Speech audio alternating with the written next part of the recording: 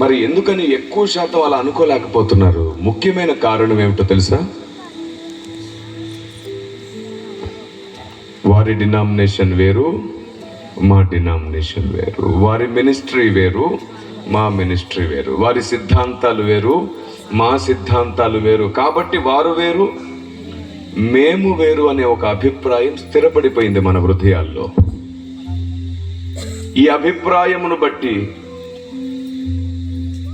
మనం అందరం ఒకటే అనే అభిప్రాయం మన మనసుల్లోంచి పూర్తిగా తొలగిపోయింది.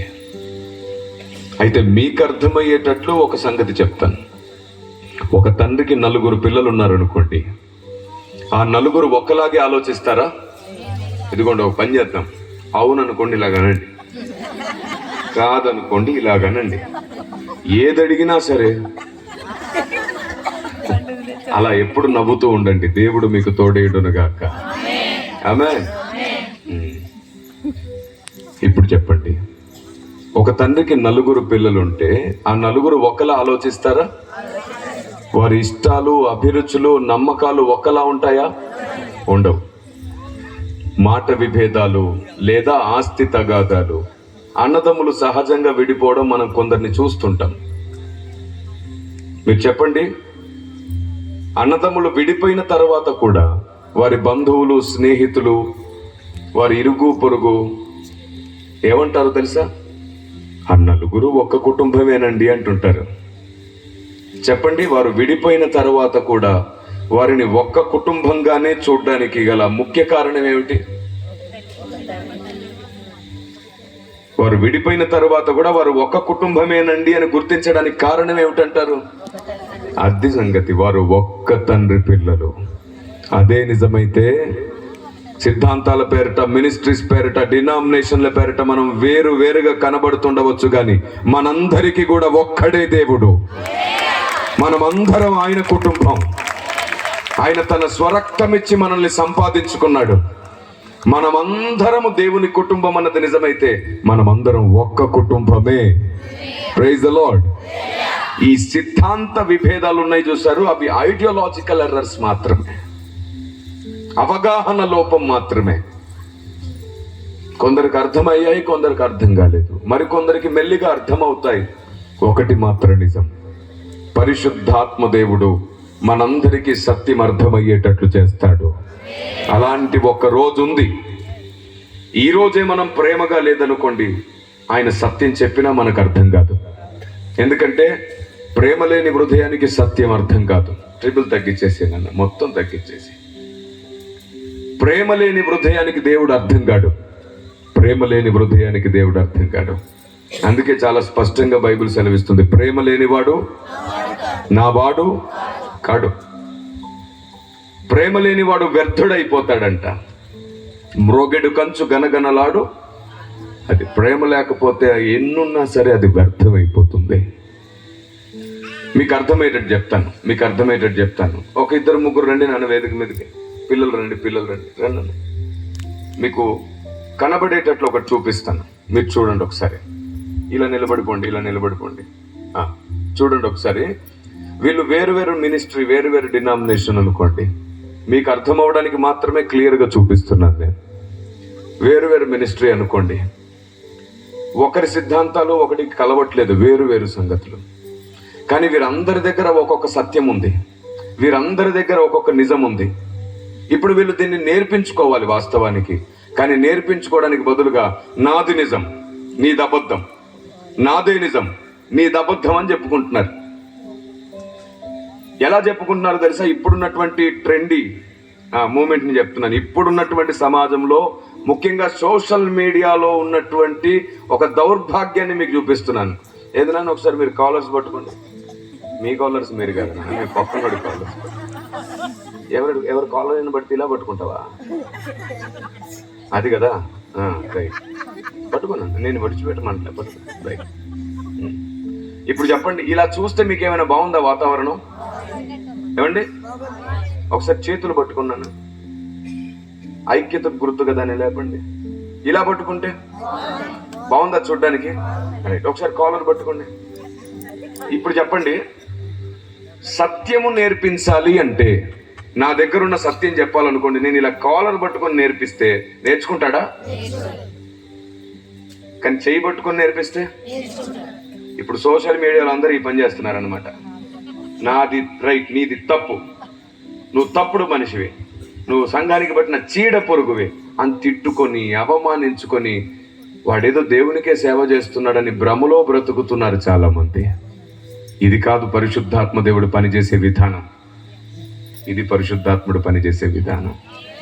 దేవునికి మహిమ కలుగునుగాక. ఇలా నేర్పిస్తే ఈరోజు నమ్మకపోయినా ఒకరోజు తప్పకుండా ఆత్మదేవుడు జ్ఞానం ఇస్తాడు. మీకు విషయం చెప్పనా, సత్యము బలవంతంగా స్థాపించబడదు. సత్యము ప్రేమతో సహనంతోనే స్థాపించబడుతుంది. అది విత్తనం. బోధ ఎలాంటిదన్నమాట? విత్తనం వేసిన తర్వాత చాలా రోజులకు ఫలించే అవకాశం ఉండొచ్చు. కొందరు వెంటనే అంగీకరిస్తారు, మరికొందరు అంగీకరించడానికి వారి స్వభావం సహకరించదు, కొంతకాలం పడుతుంది. కానీ ఒకటి మాత్రం నిజం, వినేటట్లు అర్థమయ్యేటట్లు చెప్పి చూద్దాం, మిగతా అంతా ఆత్మదేవుడు చూసుకుంటాడు. అదేంటో వింత, మనం ఆత్మదేవుని పని కూడా మనమే చేసేద్దామని ప్రయత్నం చేస్తున్నాం. ఎలా సాధ్యమవుతుంది ఏమండి? కాబట్టి పరిశుద్ధాత్మ దేవుని పనిని ఆయనే చేయనిద్దాం. ఆయన పని మనం చేసే పని పెట్టుకోవద్దు. సత్యము మన దగ్గర ఉంటే నిందించి అవమానించి చెప్పొద్దు, సహనంతో ప్రేమతోనే చెప్తాం. ఆత్మదేవుడే మిగతా కార్యమంతా జరిగిస్తాడు. ఎందుకంటే బైబిల్ అంటుంది, సత్యం చెప్పేవాడు ప్రేమతోనే చెప్పాలి. నిజానికి నేను ఒక మాట చెప్పమంటారా? ప్రతి మినిస్ట్రీలో, ప్రతి డినామినేషన్లో సత్యం ఉంది. ఒకరి దగ్గర నుంచి ఒకరు నేర్చుకోదగిన సత్యములు ఉన్నాయి. అందుకే రెస్పెక్ట్ ఈచ్ అదర్, తప్పకుండా లవ్ ఈచ్ అదర్. మనం ఎప్పుడైతే రెస్పెక్ట్ చేసి ప్రేమిస్తామో పరిశుద్ధాత్మదేవుడు పని చేయడం ప్రారంభిస్తాడు. ఆమేన్. తప్పనిసరిగా చేయాల్సిన పని అది. అందుకే నేనేమన్నానంటే, మినిస్ట్రీ ఏదైనా, డినామినేషన్ ఏదైనా, సిద్ధాంతం ఏదైనా, యేసే నా దేవుడని నమ్మి ఆయన రక్తంలో కడగబడిన వారందరూ నా కుటుంబమే. ఈ మంచి మనసు నాకున్నందు చేత ఆయన అందరిని అర్థం చేసుకునే కృపనిస్తున్నాడు. ఈ మంచి మనసు నాకిచ్చి నాకు అందరి దగ్గరున్న సత్యం తెలుసుకునే కృపనిస్తున్నాడు. ఇంకొక గట్టి మాట చెప్తాను, మినిస్ట్రీస్ డినామినేషన్లో మాత్రమే కాదండోయ్, మినిస్ట్రీస్ డినామినేషన్లో మాత్రమే కాదండోయ్, అనేక మతాలలో కూడా సత్యం ఉంది. వినడానికి మీకు కష్టంగా ఉంది కదా? ఇదే క్రైస్తవుడి సమస్య. నాదే నిజం, నన్ను మించిన నిజం ఇంకా ఈ భూమి మీద ఎక్కడ లేదని ఒక భ్రమ వ్యాప్తిలో ఉంది. నేను దాదాపుగా 612 గ్రంథాల మీద పరిశోధన చేశాను. 612 గ్రంథాల మీద పరిశోధన చేసి నేను 16 గ్రంథాలు రాశాను. 16 గ్రంథాలు. ఈ మే 1 తారీఖున మరలా ఇంకొక 6 గ్రంథాలు రాబోతున్నాయి. మే 1 తారీఖున ఆ రోజు నా జన్మదినం. అంత మాత్రమే కాకుండా అది మినిస్ట్రీ యానివర్సరీ.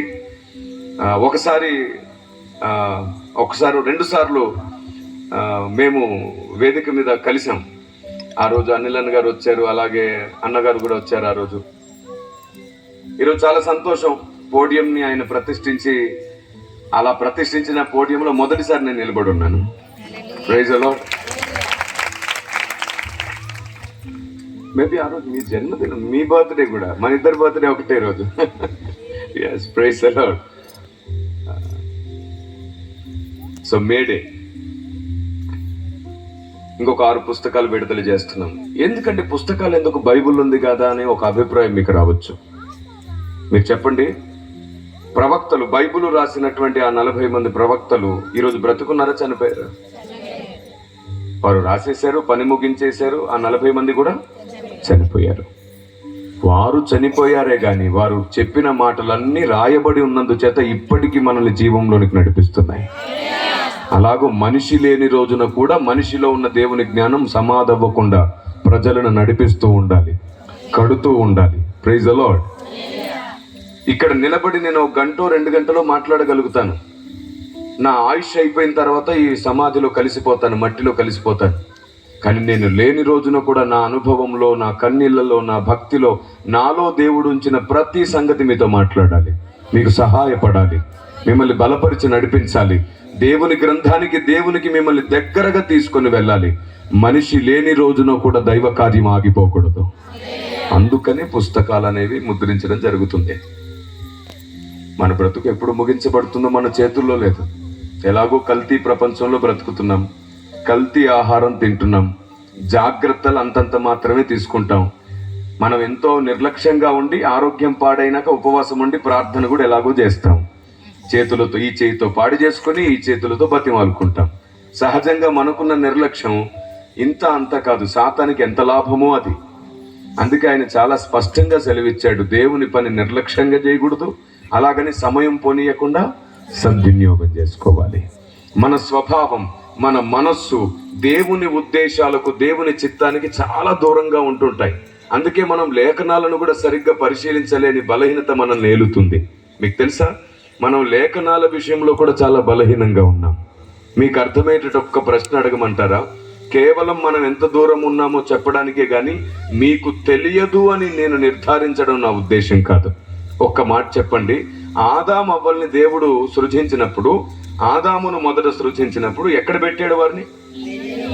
వెరీ గుడ్, కరెక్ట్గా చెప్తున్నారు. కొంచెం గట్టిగా కూడా చెప్పాలి. ఏ తోట? సరే, ఒకసారి బైబిల్లో దేవుడు దేవుడు ఆదామును పెట్టిన తోట పేరు నిజంగా ఏదేనేనా? అసలు అలా బైబిల్లో ఏదేని తోట అని ఉందా లేదా? ఇప్పుడు డౌట్ వచ్చేసింది, ఏంటి ఇంత మాట అడిగాడు? చిన్నప్పటి నుంచి వింటున్నాం ఏదెన్ని తోట అని. ఈరోజు ఇలా అన్నాడు ఏమిటంటే, మనం సున్నైనను పొల్లైనను పోకుండా పరిశీలించడం అనే విషయాన్ని మర్చిపోయాం. ఆదికాండం 2వ అధ్యాయం 8వ వచనాన్ని మీరు తరచి చూడండి, చాలా క్లియర్గా ఉంటుంది అక్కడ. దేవుడైన యెహోవా తూర్పున ఏదెన్లో ఒక తోట వేసి. నన్ను ఒక పని చేస్తావా, కొద్దిసేపు హార్న్స్ ఆపే, నేను సువార్త గురించి మాట్లాడేటప్పుడు పెడదాం. అప్పుడు నీకు సౌండ్ సిస్టమ్ ఇంకా క్లియర్గా ఉంటుంది. ఆ తర్వాత సెట్ చేసుకుందాం. రైట్, చదువు నాన్న. దేవుడైన యెహోవా. చూసావా, బయటే వస్తుంది, లోపలికి రావట్లేదు.